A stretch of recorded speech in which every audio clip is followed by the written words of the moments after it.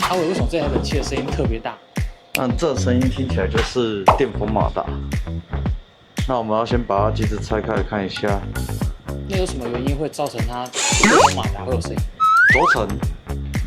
轴承的问题。如果环境太潮湿也会。太潮湿也会啊，太潮湿也很容易造成电风马达异议。不过你会发现到这台机子晃的还蛮大力的，等下可以看一下风鼓是不是有关掉。就直接看。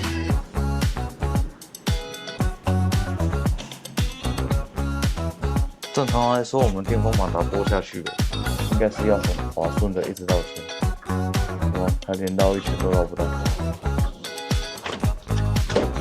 这电风马达已经卡住。OK， 确定电风马达卡住了，这是电风马达造成的声音。